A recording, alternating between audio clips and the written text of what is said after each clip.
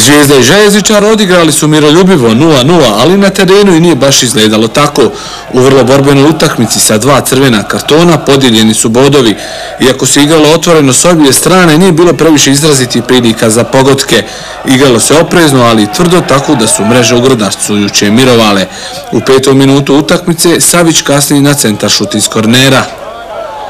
Željo 4 minute kasnije pokušao je preko Jamaka, no njegov udarac je bio neprecizan.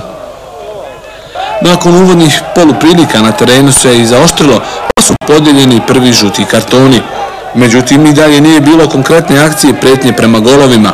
Željo je dobro zatvorio sve prilaze ka svom golu, dok su napadači domaće ekipe i nisu previše iskazali.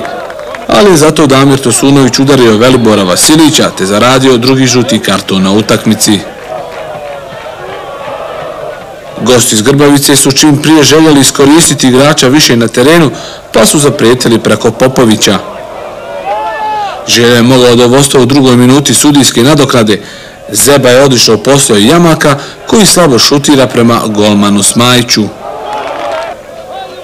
U nastavku meča Zvijezda je uspjela da konsoliduje svoje redove, a u toj namjeri pomogao im je Nermin Jamak, koji je dobio drugi žuti karton. Ipak Željo je odlučno krenuo u drugo poluvrijeme.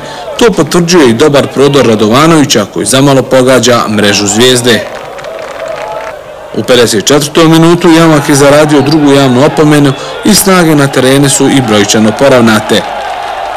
Najzreliju priliku gosti nisu iskoristili u finišu susreta. Popović je nadvisio svog čuvara, ali je loptu ispod same prečke izvadio golman Raif Smajić.